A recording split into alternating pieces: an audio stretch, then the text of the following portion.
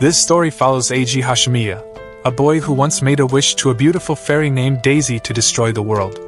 Daisy, with her ability to turn someone's wish into supernatural power, granted Eiji's request. As a result, the world was nearly destroyed, and many lives were lost. Now, Eiji is a high school student living with his younger sister, Senna, who suffers from an incurable disease. The disaster known as the Great Destruction has become a topic in Eiji's history lessons at school. His history teacher talks about the Orders, a group chosen by the fairy and given superpowers based on their desires. It is believed that one of these orders was responsible for the Great Destruction, but their identity remains a mystery. Eiji is deeply affected by this story and feels guilty, causing him to leave the class immediately. Eiji feels uncomfortable around people because everyone in the world hates the Orders, viewing them as terrifying and evil beings. One day, the wish-granting fairy, Daisy, visits him and asks why Eiji refuses to use his powers.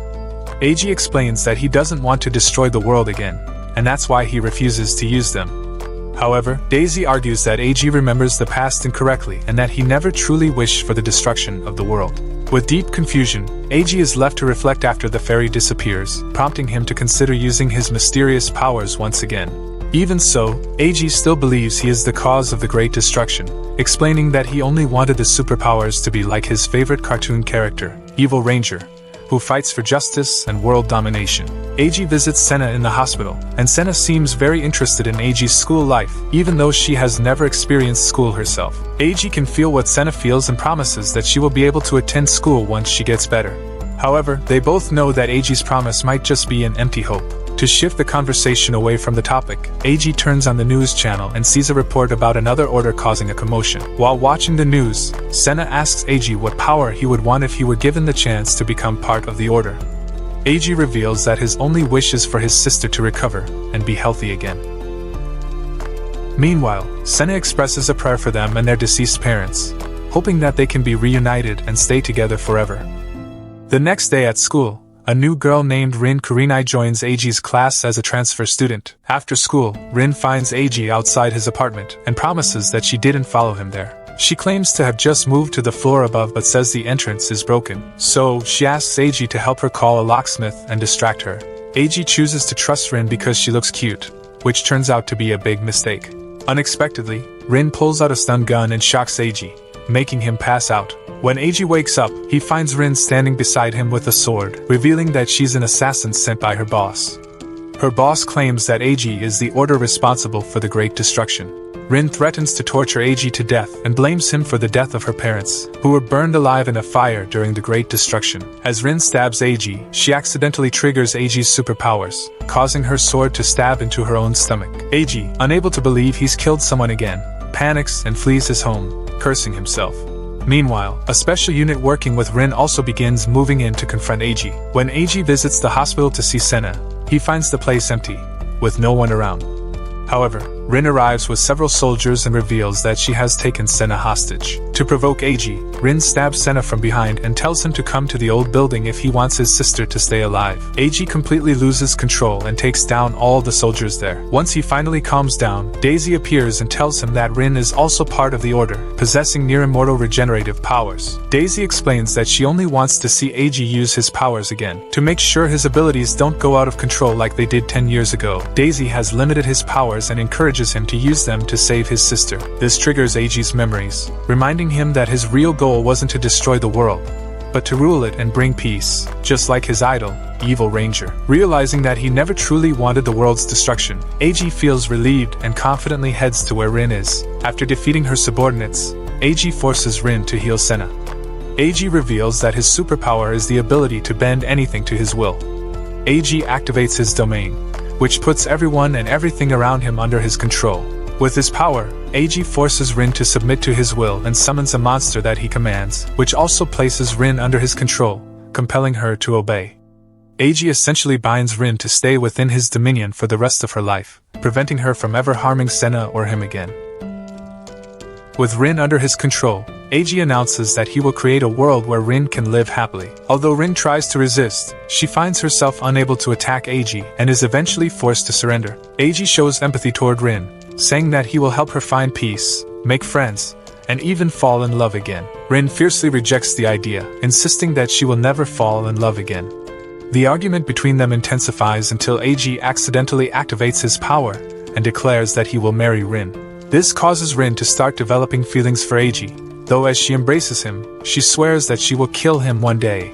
Soon after, Rin's superior, Fran, arrives. Fran immediately uses his power to stop time and quickly restrains Eiji before he can react. Fran takes Eiji to their organization's restricted facility and secures him in a straitjacket to incapacitate him. Later, Rin shows up and releases Eiji from all his restraints. Rin reveals that they are in a secret underground facility beneath a government building. She explains that she is powerless against all the guards and ultimately helps Eiji escape. However, Rin warns Eiji that given the chance, she will still kill him and his sister to exact her revenge. As they try to escape through the ventilation system, Rin devises a plan to hurt Eiji without directly attacking him.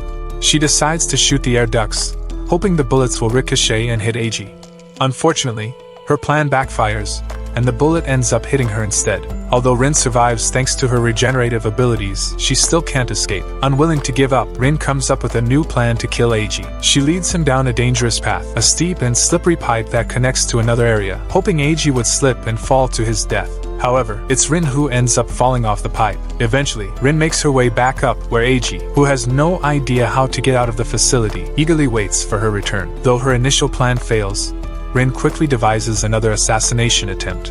She leads Eiji to Section E17 and tells him to cross a hallway filled with traps designed to prevent intruders from entering the facility's core. Rin hopes Eiji will trigger one of the traps, but once again, her plan backfires, and she ends up caught in the trap herself.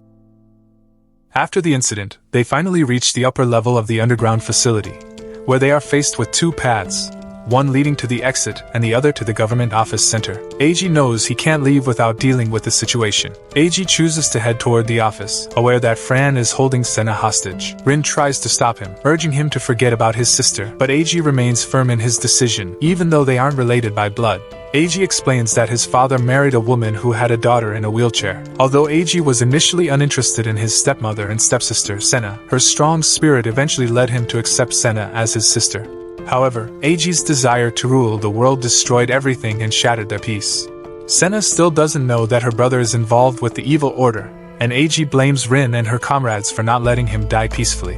Eiji reveals that Senna only has 6 months left to live due to her illness and explains how important she is to him. Eiji moves toward the office, and a group of soldiers tries to stop him. However, they are quickly neutralized by Eiji's powers. Seeing this, Rin decides to help Eiji save his sister by providing crucial information about Fran's abilities. Fran can only freeze 3 targets at once when using his time-stopping power. Rin cooperates with Eiji, mostly because he still has control over her, and they move toward the central facility where Fran is waiting for Eiji's arrival. Rin immediately throws 3 grenades at Fran, intending to force him to use all 3 of his time stops. However, Fran simply catches the grenades and throws them back to the ground, intending to blow up the entire place. Eiji rushes toward the grenades to prevent the explosion, and Fran seizes the opportunity to approach Eiji and place him back under his control. Before either of them can reach the grenades, the situation escalates further. Suddenly, a masked man appears at the scene. Using a power he calls Sleeping Sheep, the man manages to stop the grenades from exploding. Then, he asks everyone to stay calm and avoid any rash actions. This masked man seems to have significant influence, as shortly after, several other top-ranking members of the Order arrive and surround Eiji from all sides. A cloaked man approaches Eiji, informing him that he has passed the test. The other Order members begin clapping, leaving Eiji confused. He doesn't understand why they've suddenly turned so friendly. The cloaked man explains that they are the 10 main orders of the city government office. One by one, they introduce themselves as fugitives. Hiragi steps forward and tries to assure Eiji that they never intended to harm him. He points out that Fran's time-stopping ability is currently halting the progression of Senna's illness.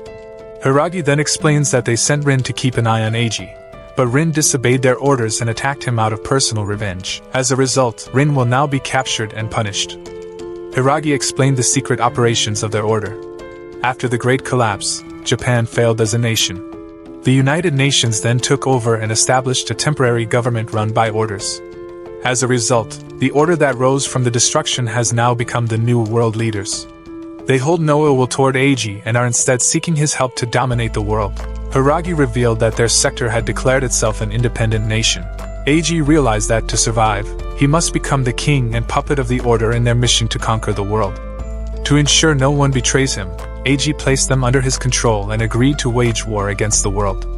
After the declaration of a new independent nation called Kyushu, news of them declaring war on the world quickly spread. Eiji's face was plastered across the media, causing the general public to hate him, as he was seen as a threat to peace. Senna was frozen in time, with the hope that one day Eiji would find a way to cure her illness. Eiji understood that if he succeeded in creating a world for the Order, both he and Senna would benefit from it. So, Eiji told Hiragi that he would help them with their mission. In return, they must find a cure for Senna. Meanwhile, Rin was locked in a cold, small cell, half naked. Luckily for her, Eiji was now the new leader and released her from imprisonment. Eiji joined the other orders in their first official meeting, where Mari explained their plan to take over the neighboring city, Yamaguchi.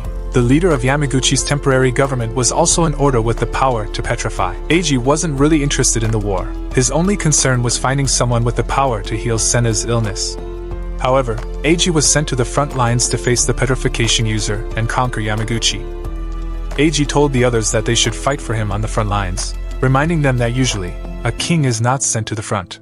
However, no one supported him. Mari explained that Eiji wasn't their king but a puppet who must follow their orders if he wants his sister to live. Eiji thought the only reason they weren't impressed was that he hadn't yet shown his full power to dominate them. Soon after, the Prime Minister of Japan contacted Eiji's group to reach a mutual understanding, broadcasting the call live to the public. Mari, as the strategist, stayed by Eiji's side during the call and handled most of the conversation with the Prime Minister. Mari claimed that Eiji was fully responsible for the coup and that the reason they blindly followed him was that Eiji had them all under his control. However, the reality was quite the opposite. The Prime Minister was already suspicious that the 10 orders had made Eiji their scapegoat. To ensure they remained under his control, the Prime Minister revealed that he had kidnapped the families of the 10 orders and told them that they would witness their loved ones being killed one by one without being able to do anything, as they were under Eiji's control. The executioner began killing the family members one by one in front of the entire nation. Eiji begged the Prime Minister to stop this cruel act, but the Prime Minister ignored his pleas. The Prime Minister declared that peace was no longer an option. As the executioner was about to kill Mari's younger brother, Eiji felt desperate and acted to protect Mari's brother from harm. Eiji began firing at the members of the 10 orders, explaining to everyone that they were hostages. Although the entire nation saw Eiji shooting his own allies, they didn't realize that Eiji had stopped the bullets before they could hit their bodies. Eiji acted just in time to save the hostages held by the Prime Minister. After rescuing the hostages, Eiji ended the call and successfully made the Prime Minister believe that Eiji was solely responsible for the coup. A few days later, the invasion of Yamaguchi began. Eiji, along with Rin, led the operation with several armed squads. Eiji told Rin that he was fully determined to take over Yamaguchi so he could force Hiragi and the other 10 orders to acknowledge his power. That way, they would definitely help him find a cure for Senna's illness. Rin thought Eiji's plan was foolish and initially refused to help him. However, Eiji forced her to assist, binding her with the condition to report immediately if she found the greatest threat there, known as the Stone God. As they passed through a tunnel to enter Yamaguchi, the ceiling suddenly collapsed. The troops with Eiji, fearing for their lives, quickly retreated. It became clear that they weren't truly loyal to their new king. In this dangerous situation, Io, the rabbit-eared girl, appeared with her clairvoyant abilities. Io predicted the perfect route to escape successfully. Following Io's guidance, Eiji and Rin managed to get out of the tunnel. However, Io advised Eiji not to pursue the Stone God, saying that even she wouldn't be able to defeat the deity. While Rin was preoccupied with her toy doll, Io led Eiji elsewhere without offering any further explanation. Io seemed very evasive when Eiji could barely resist the urge to touch her wiggling rabbit ears. Io jumped away and warned Eiji that touching her ears could make her pregnant, and if that happened, she would lose her clairvoyant abilities. Eiji promised not to touch her, but the temptation remained in his heart. Rin finally returned with a smile. Not because she had brought a doll, but because she had completed her task. Rin had successfully brought the Stone God to Eiji as promised. Eiji tried to use his power to control the Stone God, but it didn't work because he needed to first master the order that controlled it. So, Eiji and Io were forced to hide in a cave. Eiji asked for Io's help in finding the order that controlled the Stone God, but suddenly, Io lost her strength and collapsed to the ground. Instinctively, Eiji grabbed Io's rabbit ears to save her, which caused Io to become pregnant instantly. With Io now useless in battle, Eiji took her to a safe place.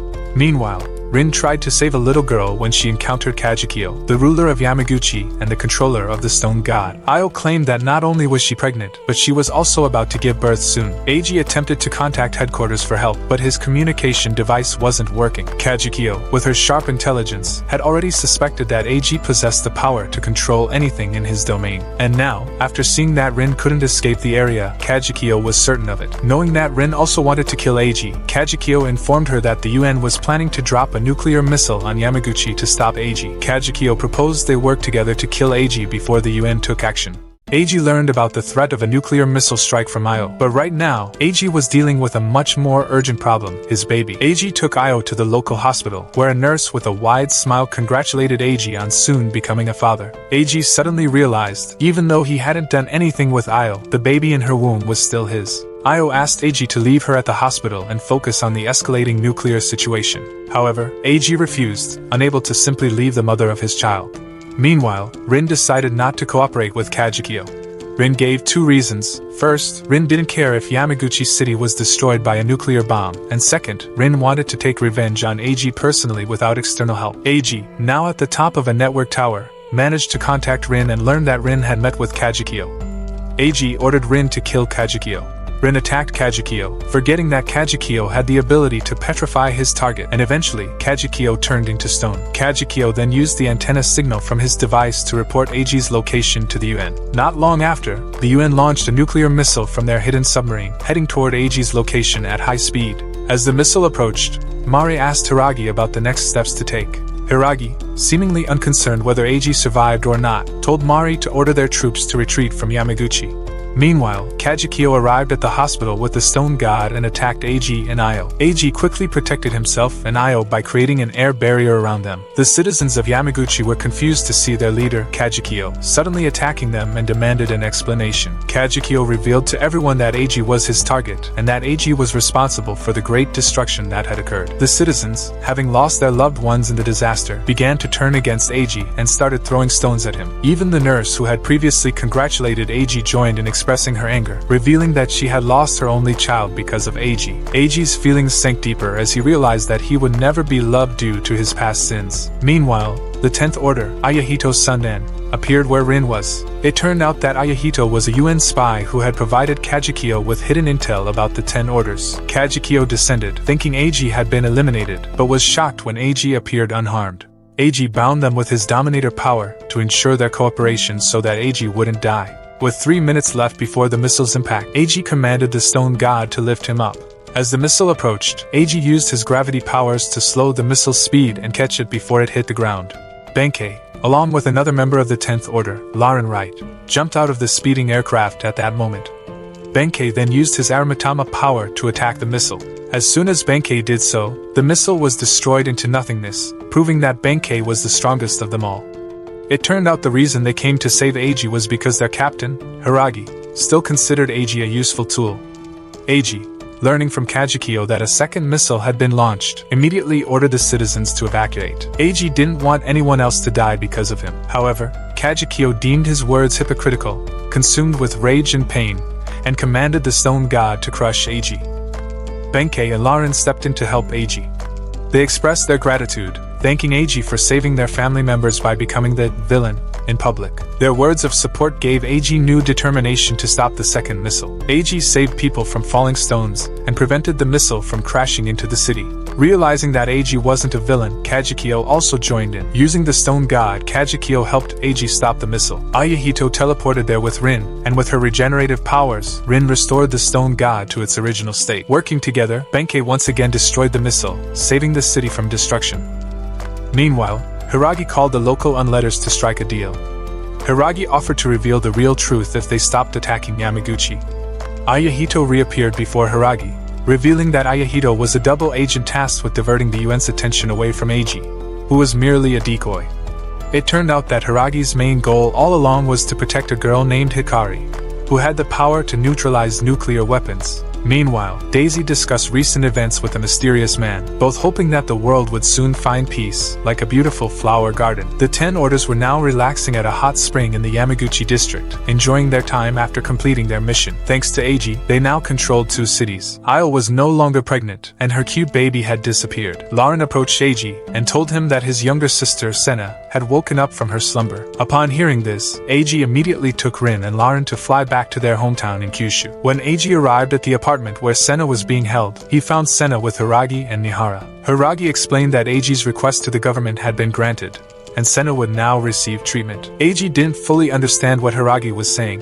Hiragi then gently whispered, telling him that all of this was an effort to keep Eiji's identity hidden from Senna. It turned out that the shock from her injury had blurred her memory of Rin's attack.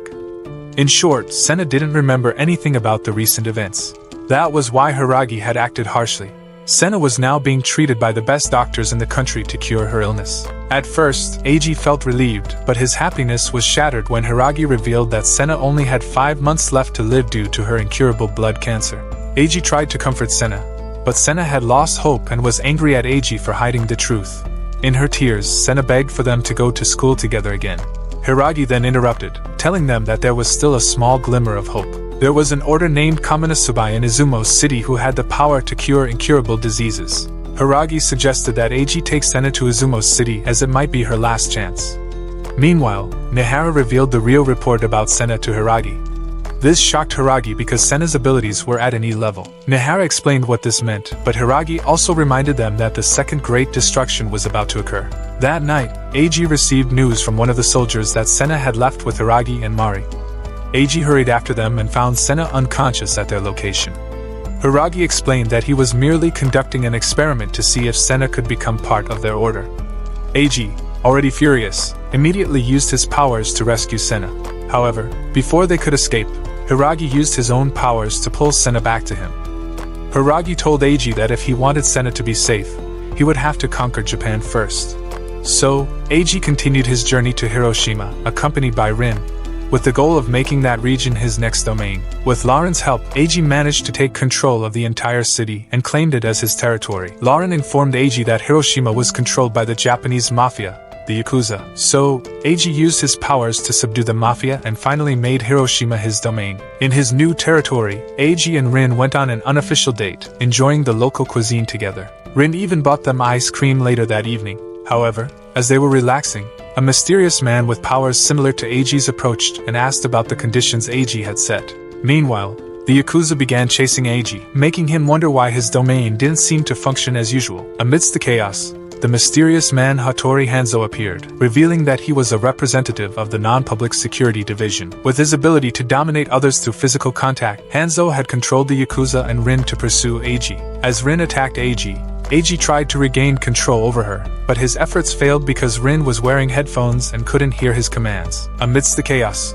Rin brutally cut off Eiji's right hand to stop him from using his powers. Benkei and Io arrived to save Eiji. Rin managed to defeat both of them, so in a desperate last attempt, Eiji threw a stone at Hanzo with bullet-like speed, piercing through his body. However, Hanzo revealed that he was just a pawn, being manipulated by a stronger enemy who was using dark powers to try and consume Eiji. Before the enemy could succeed, Hiragi arrived with Ayahito's help and used his power to alter reality, freeing Eiji and healing his wounds. Benkei and Io were also saved. Hiragi punched Hanzo, forcing him to flee, but Hanzo took Rin with him, which was shocking because Rin chose to go. Furious, Eiji demanded an explanation, and the same fairy appeared, revealing that the person pulling the strings behind everything was Eiji's biological father, Hashimiya Jinai. Eiji was skeptical since his father had died 10 years ago during the Great Catastrophe. However, Daisy simply looked at him and informed him that Rin and Hattori were heading to Izumo, which was known as the land where all the ancient gods gathered. Eiji was only allowed to go there if Io accompanied him. So, the two of them set off together toward Izumo. Seeing how anxious Eiji was, Io decided to use her ability to predict the future. The prophecy led them to Kuriko, an order known for her healing powers, located on the outskirts of Izumo. Along the journey, Io couldn't contain her happiness because she and Eiji were finally spending time together, just the two of them.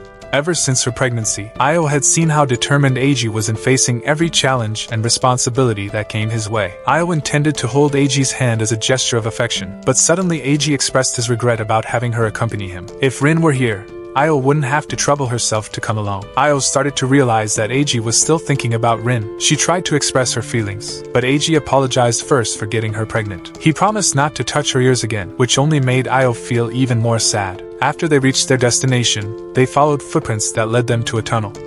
Suddenly, the cave collapsed, forcing Eiji to grab Io and slide deeper inside before they got trapped. Io used her prophecy to guide them on the right path, but because she wanted more time with Eiji, she gave him false directions, which led them falling off a cliff and plunging into the water. Luckily, Eiji managed to save Io, and they made a campfire to dry their clothes. Eiji once again apologized for causing problems, and started talking about Rin again. This made Io very upset, causing her to cry and beg Eiji to focus only on her. Before Eiji could respond, they were suddenly surrounded by many people, led by a woman who introduced herself as the shrine priestess of Izumo, Kuriko. Kuriko began scolding Eiji for being stubborn and ignoring Io's feelings, making the situation awkward and embarrassing for both of them. Io pleaded with Kuriko to help them, and since Kuriko seemed to like them, she agreed on one condition. They had to beat her in a game of Kamari, or steal the ball without Eiji using his powers to control it. Eiji agreed and used his powers to fly directly toward Kuriko. However, Kuriko skillfully dodged. Kuriko explained that Eiji's power was to manifest the ancient gods, which made him superhuman in the process. Since people also prayed to these gods for healing or fertility, Kuriko could grant those requests as well. Eiji realized that Kuriko could actually heal his sister. They continued the game with Kuriko passing the ball, and their relationship gradually improved. After hours of playing, Eiji eventually collapsed into Io's lap. Io began wiping the sweat from Eiji's forehead, which made him feel a bit awkward. Eiji finally admitted that he wasn't used to getting this kind of attention. Eiji shared how a classmate once invited him over, but instead of going with them, he went home and spent his time reading manga. It clearly showed how shy and inexperienced he still was in these situations. Io gently stroked Eiji's cheek and said she was embarrassed to hear that, but she also reassured him that he would never feel neglected like he did with Rin. They would work together to save her. With newfound determination, the two held hands and continued the game. This time, they had a more solid strategy. Holding hands, Io used her 5 fingers to guide Eiji. This method allowed them to communicate faster and more efficiently without worrying about Kuriko overhearing. Meanwhile, elsewhere, Rin was completely frustrated that Eiji didn't seem to be making any effort to chase after her. Hitorai took her to a place to introduce her to his organization, the PS6 Security Division. Back in the cave, Eiji decided to utilize his own avatar to chase the ball. This surprised Kuriko, but she remained confident that she would win. However, it turned out that Eiji and Io had only been faking it, allowing them to jump and successfully grab the ball. Kuriko finally admitted defeat, but before they could continue their conversation, Matsudaira Fumai, the guardian of Izumo and a member of PS6, arrived on a surfboard. Fumai used his avatar, a water avatar, to attack them with a massive tsunami. Everyone was swept deeper into the water, but Eiji used his command to create a bubble of air around them. Unfortunately, their position was still at a disadvantage fighting underwater against a skilled water controller. Kuriko suggested that they combine their will and commands, something they had never tried before. However, Eiji considered retreating while Kuriko held off the enemy. Luckily, Io convinced him to at least give it a try. They dragged Fumai back to the shore and tried to interrogate him. But Fumai just laughed and called for Daisy. To Eiji's surprise, Daisy actually appeared in front of them. Fumai then explained that Daisy was actually a program designed to grant wishes.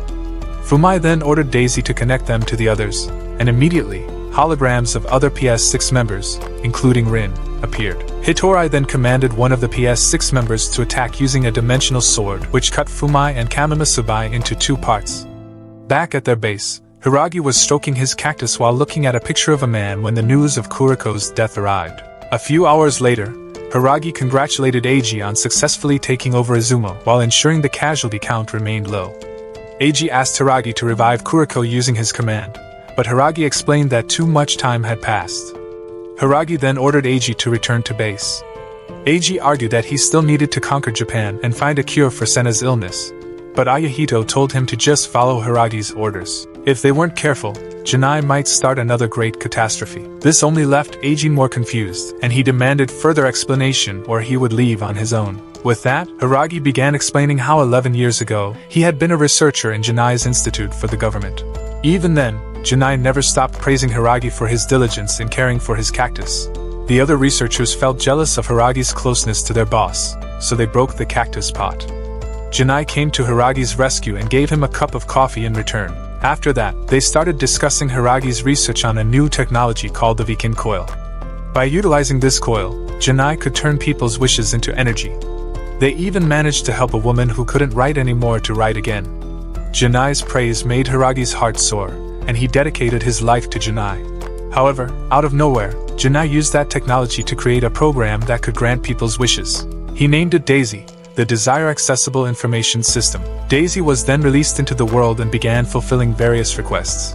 One of the wishes that came true was the great destruction brought about by Eiji. Hiragi felt betrayed, and now he was doing everything he could to prevent Eiji from falling into Janai's hands. Eiji couldn't accept the reality that his father was the one who did all this and tried to run away. However, he was stopped and told that Janai had infiltrated the UN headquarters. The true goal of their organization was to conquer the world before Janai could influence it. Meanwhile, at the PS6 headquarters, Hattori informed Rin that their next operation was to attack the enemy's headquarters itself. In Izumo, Eiji still hadn't recovered from all the new information he had received. He found it hard to believe that his father was still alive and began to doubt his own memories. Eiji then realized that he knew someone who might know the truth. He called for Daisy, who magically appeared in the air. Then, Daisy created a hologram of Rin in front of Eiji. At PS6, Hattori was leading the operation from their headquarters. Using Juyubi's dimensional sword, they cut a portal down to the Dazafu headquarters. Another member, Momotaru, was currently infiltrating there. They initiated the operation to kidnap Eiji's sister, Sena. In Izumo, Hiragi heard about the breach at their headquarters and tried to organize defenses. Eiji, Rin, and Daisy appeared, and with Daisy's help, Hattori began to taunt Hiragi. Hiragi realized that their target was Sena, and he ordered the remaining troops to return to the base to protect her. The first command to block Momotaru came from Fuwa. Fuwa tried to create peace with his power, but Momotaru jumped over him. Momotaru exploded due to Mari's light cannon fire. Unfortunately, because his body was made of a demon dwarf, his head regenerated quickly. Hattori then provided information that Mari used to attack with light, so Momotaru just needed to blind him. Momotaru used his demon dwarf powers to steal his glasses, so Hiragi decided to act as his substitute. Hiragi shouted to inform the direction of the fire, and Mari shot according to his instructions. Meanwhile, Hattori was giving directions to Momotaru on how to dodge. Lauren came in with his flying power and tried to shoot Momotaru. However, Momotaru immediately countered with a punch that made Lauren back off. Hiragi hypothesized that there were spies giving information to Hattori, and his eyes immediately suspected Rin. So, Hiragi changed tactics and suggested that Eiji use his power to command others. Eiji issued his command, and as expected, Momotaru fled through another route. Unfortunately, a rocket launcher was ready to greet him. Hiragi laughed with glee as his plan succeeded. It turned out that Hiragi also sent another text message to give additional instructions to his team. Meanwhile, Fran kidnapped the sleeping Sena from her room. It turned out that Fran was a double agent. A hologram appeared in front of Hiragi, displaying Janai boasting about his victory and greeting his son, Eiji, who also turned out to be a spy. The next day, Sena woke up on a yacht surrounded by Fran and Hattori. Fran explained that Sena was now a bargaining chip. While the adults discussed their plans, Hattori ordered Rin to take care of Sena. While bathing Sena, Rin explained how Eiji caused massive destruction, leading to the death of Sena's parents and millions of others. Rin also shared how Fran lost her family, and how Fran gained the ability to stop time as a result of her kidnapping. Janai promised to bring Fran's family back to life in exchange for kidnapping Sena. Unfortunately, Hattori betrayed Fran and surrounded her with armed soldiers. Meanwhile, in Izumo, Eiji used Io's ability to predict the enemy's next move and discovered the location of the Izanagi shrine. Eiji was about to depart, but the others stopped him. They tried to explain that Sena was merely bait to lure him in. However, Eiji didn't care. He broke his bond with the group of 10 and declared that their business was now finished. Back on the yacht, Sena warned Rin that her revenge might not come to pass. After all, Eiji would happily die if it meant saving his sister. Sena said if Rin truly wanted to hurt Eiji, she should stab Sena like she did before. Meanwhile, Ayahito helped Eiji travel to the Izanagi shrine. Ayahito wondered why Eiji insisted on saving Sena, who was bound to die in 6 months anyway. Eiji became angry and started beating Ayahito in response. When they arrived at the Izanagi shrine, the scene was horrifying. The shrine was split open, and a priestess was dismembered. At the headquarters, Hiragi wondered why the Izanagi shrine was part of Janai's plan. Back on the yacht, Fran struggled to survive Hattori's attack, while Sena stepped in. Sena then made a deal with Fran. Sena would threaten to commit suicide if Fran died, and in return, Fran would act as her bodyguard. With this plan, they could meet Janai and strike a deal with him. Along with Rin, Fran explained what was really going on. They told Senna that her father was Janai, who is currently the deputy director of the non-public security division. Senna found it hard to believe since she remembered her father had died. However, she also realized she wasn't actually there to see it firsthand. Meanwhile, Hiragi and his group were getting closer to uncovering Janai's plan. Based on the locations of the dead priestess and the still-standing shrines, the 5 cities formed an inverted pentagram. Additionally, there was a ley line connecting Mount Fuji to Izumo. Hiragi recalled that their past research included using spiritual energy and ley lines. From the inverted pentagram and the ley line dividing it, Hiragi suspected that Janai was creating a large Veccan coil from natural materials, a technology that converts willpower into energy. It seemed Janai was trying to open a gate somewhere, and both of his children, Eiji and Senna, were the key elements in the plan. In Osaka City, Hattori took Senna and her group to a hotel where they were going to meet. They planned to announce to the world how Eiji had caused the great destruction. After Hattori left, Senna tried to contact the outside world using a phone, but all her connections were cut off. Even when she tried to borrow a phone from the front desk, Rin discovered the phone had no SIM card. Senna had a plan to save her brother, but she needed a way to make it happen. During dinner, Senna asked Rin if she would be willing to practice debating with her to prepare for the upcoming meeting. Senna also decided to record it so she could listen to it later. They then discussed how the real person behind the great destruction wasn't Eiji, but Janai. A few hours later, they were ready for the very important meeting.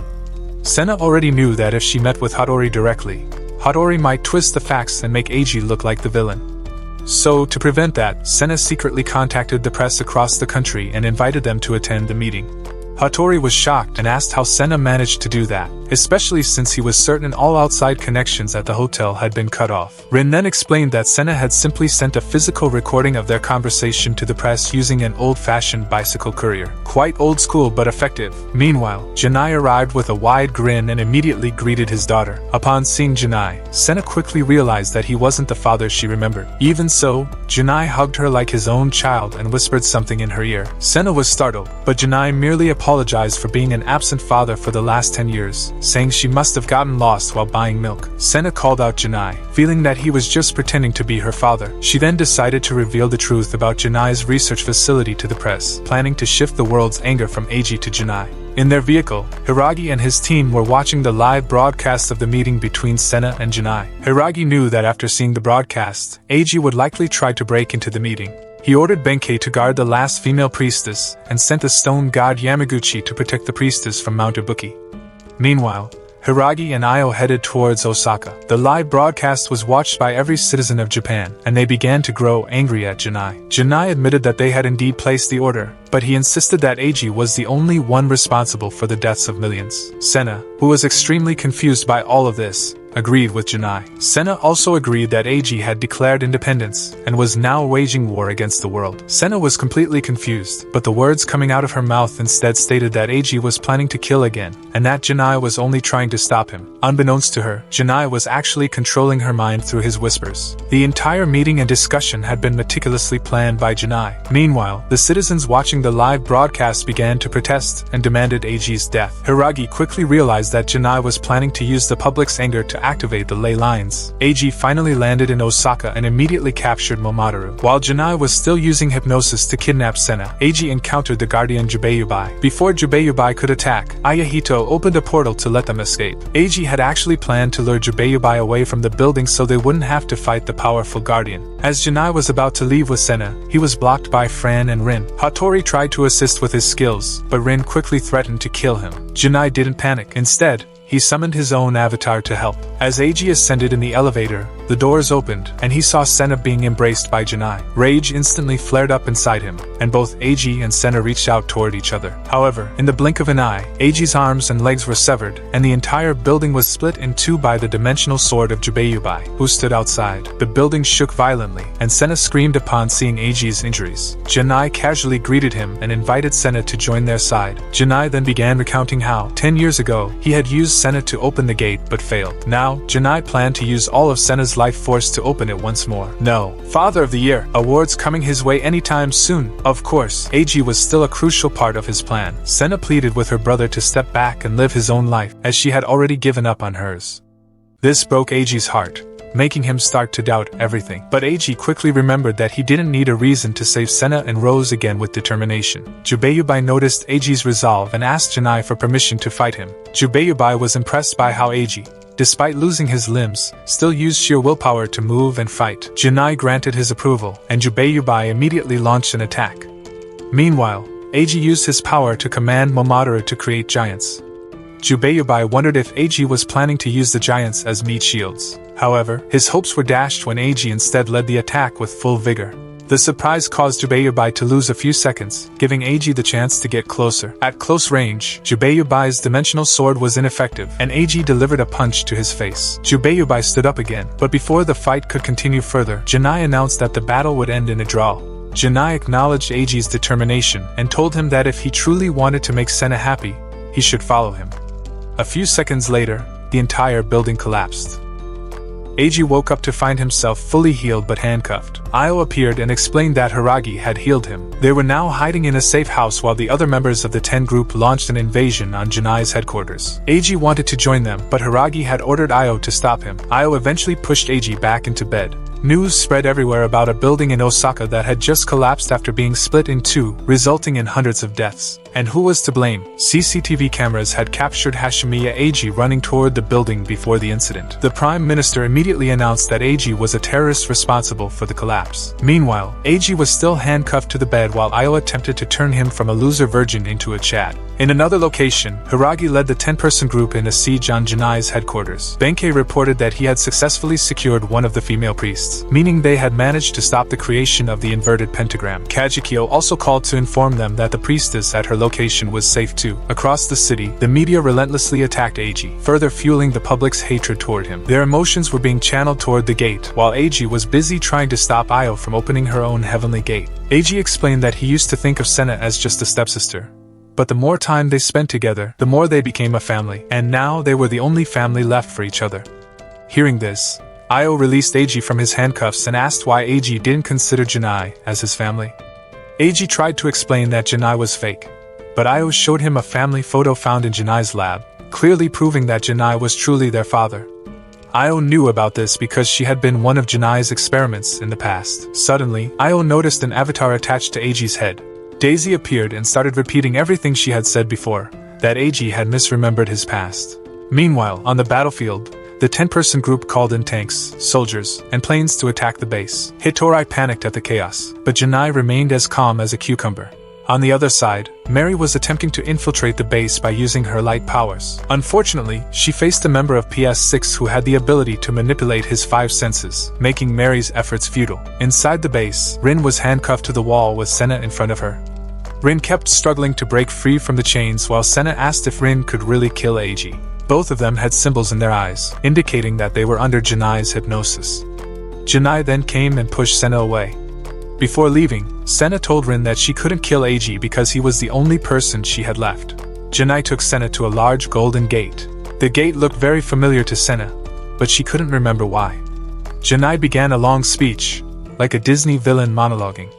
He explained how all his past research had ended in failure, but one day, Eiji reminded him that the research had originally been aimed at curing Senna's illness.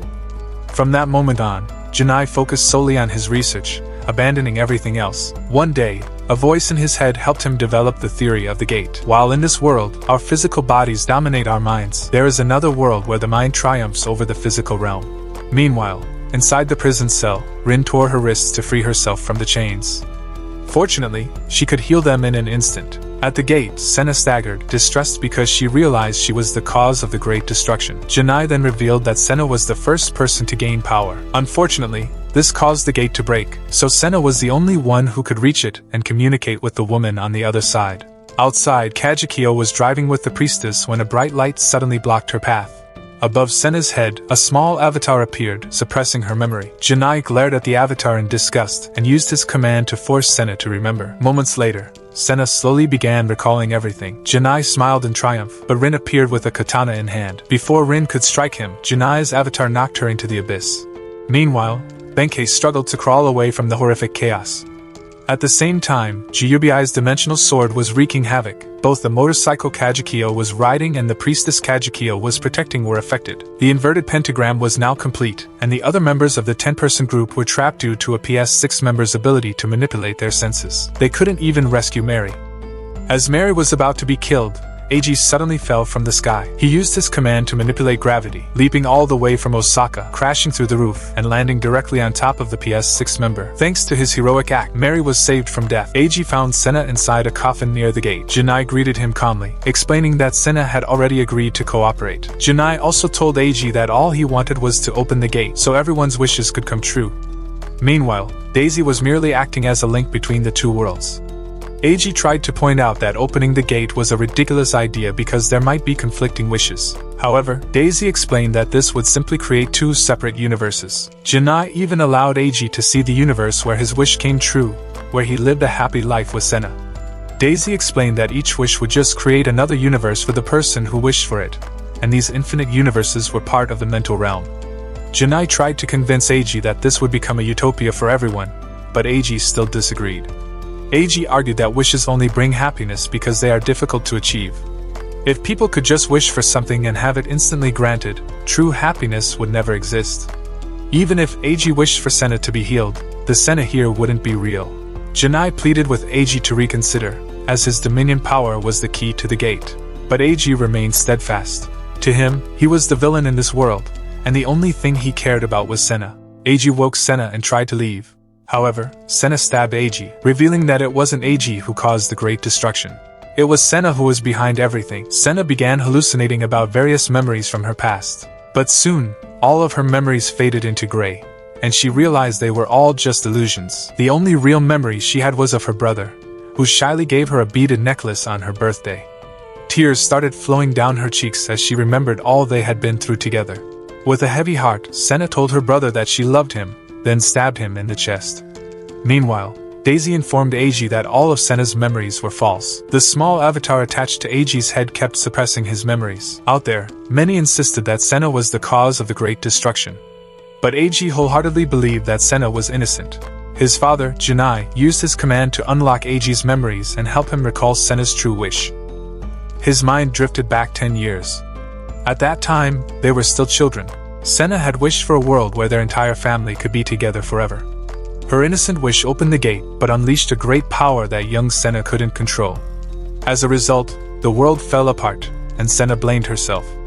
Eiji comforted his crying sister.